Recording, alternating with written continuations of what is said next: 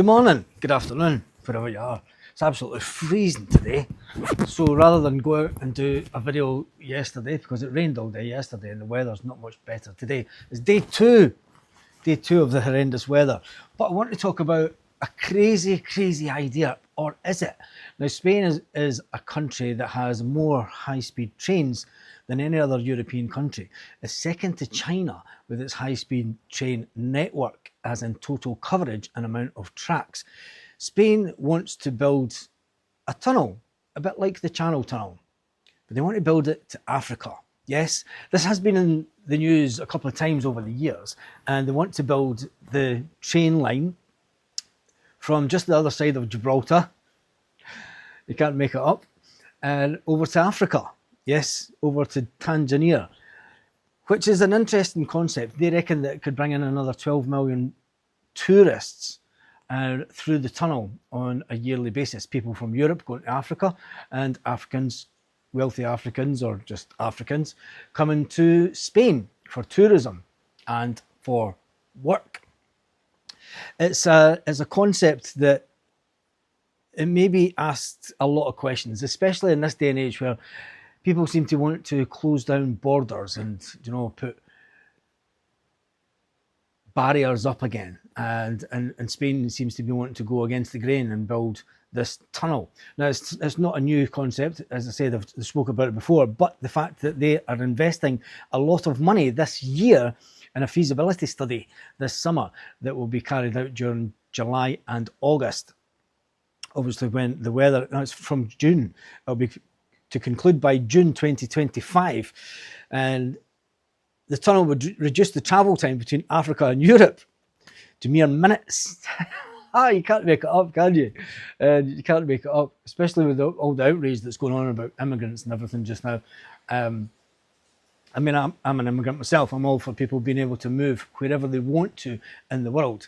I think it's terrible that in this day and age that it's frowned upon people moving, because let's face it, the world wouldn't be what it is today if it wasn't without the likes of Christopher Columbus and just to name one person over the years, Dr. David Livingstone.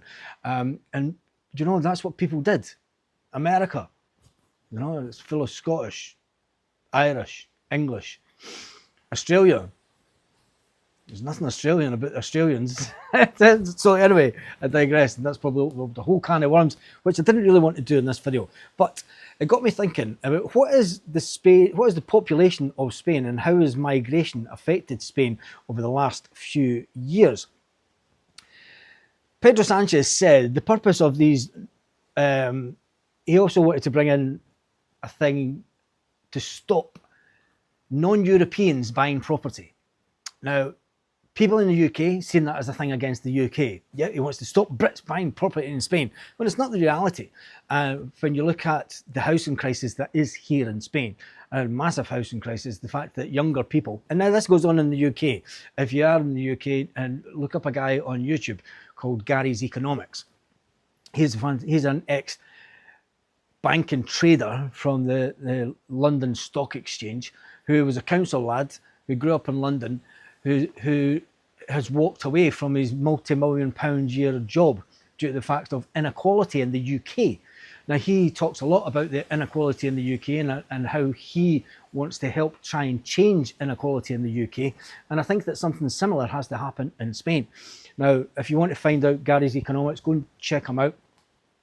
Fantastic guy, and I totally back everything that he's trying to do within the UK. When it comes to Spain, there is a massive housing crisis here in Spain.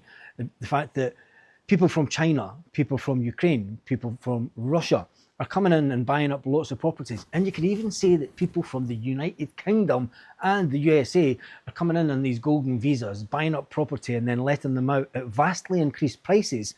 Hasn't helped the property markets at all. It keeps on pushing prices up.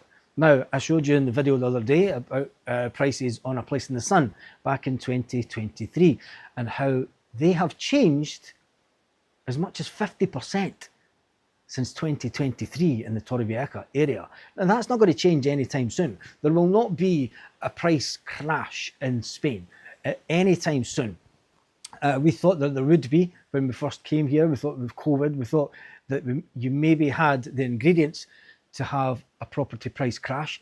But then after listening to a lot of what this Gary's economics said, and then you start to understand really how the money system works, there's not going to be another financial crash like there was back in 2008 anytime soon. And that's what drove down property prices, ultimately. And then what happened then also was the biggest land grab of financial clout that the world has ever seen. And that's the reality of it. So when it comes to Spain, the Spanish Prime Minister has said that he wants to bring in a ban on people coming in to Spain and buying up property and then just sitting on it. He says Spain is becoming it's been divided into two classes in Spain: the rich landlords and the poor tenants. Rich landlords coming up and buying up various properties, numbers and numbers of properties, and then letting them out at vastly increased prices. There's prices in Torrevieja now that it is unbelievable. I mean, as much as I like Torrevieja, I do not think that it is good value for money anymore, especially when it comes to renting. I think it's overpriced itself, and I think that will not help any price crash. What it will do is it just leaves people sitting on the property and someone takes them. And that's the way that the reality of the market is. We propose a ban on these non-EUs who do not have residents and their relatives from buying houses in the country, since they only do it to speculate, says Pedro Sanchez, the Prime Minister of Spain. He says, we face a diverse challenge. We've become a very divided society, and I don't want that to go on. When you look at that, you can understand why. And he said that earlier this month. It's also been said that Brexit, whether you like it or not, has become one of the biggest reasons that UK nationals are struggling to move to Spain. And people say, but it was a democratic vote and all the rest of it. Yes, it was a democratic vote. And it's the reason that we moved to Spain. I'm not denying it was a democratic vote. Whether you think it was right or wrong is your own opinion. I have my own opinion, and I think it was the wrong decision. Hence the reason that we moved to Spain in 2020. And it's funny because I went back and I watched the video of the very first video that we did back in 2020. A couple of youthful Scottish people with not a clue, flying by the seat of their pants, and just decided to get out of the UK because we knew what was coming. Anybody that looked into Brexit and what it really meant understood that things were never going to be the same again, and you weren't going to be able to just jump on a plane. I've spoken about it many times on this channel and to people that I know. The first time that I came to Spain was back in 1988. My dad worked in the music industry, and he was working in Spain in Salou in 1988. And that was my first trip into Spain. That was my first. I love this place. It's a fantastic lifestyle. My dad then went on to work in Tenerife for 14 years in the entertainment industry. And in 14 years, we've seen property prices go through the roof. And then obviously the prices completely drop off the edge of the cliff in Spain. And my dad lost quite a bit of money on his property. So I've seen both sides of it. But property didn't crash as much in the UK back then, did it? The prices didn't come down as much in the UK. And why is that? It is interesting just to see that if you follow the money, you will know that property prices aren't going to go down, they're not going to go up. And people say, well, you should have bought 4 years ago.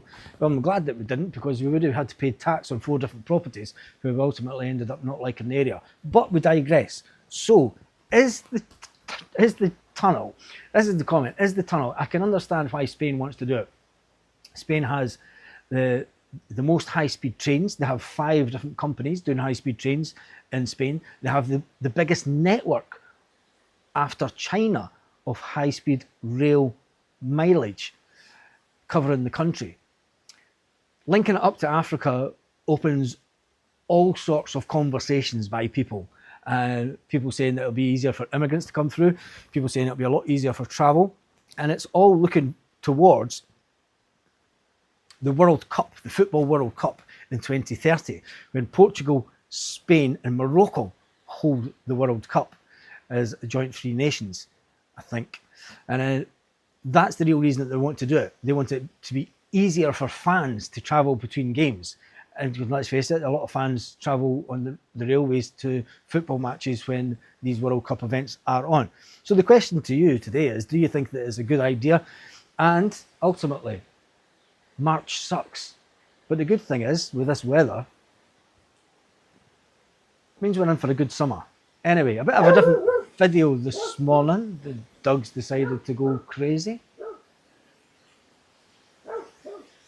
Can't be fireworks. It's far too windy. Why does Spain do that? Anyway, it's Sunday morning. I'm getting ready to go to the airport. I might do a quick video of the airport this morning just to see how busy it is. To everyone that commented, I have read a lot of your comments, and apologies, I won't be down at Los Alcazares down that way because it's around about a 40-minute drive from me down the motorway, plus 2 tolls, and I'm not paying 2 tolls and an hour and a half's drive. Sorry to go down. I'm not going down that way soon, so I will try and get through the rest of the comments and reply to them, and I will be trying to do some videos for you this week that you asked for. Anyway, on that note, have a fantastic day. Hasta luego. It's not a great day though, is it?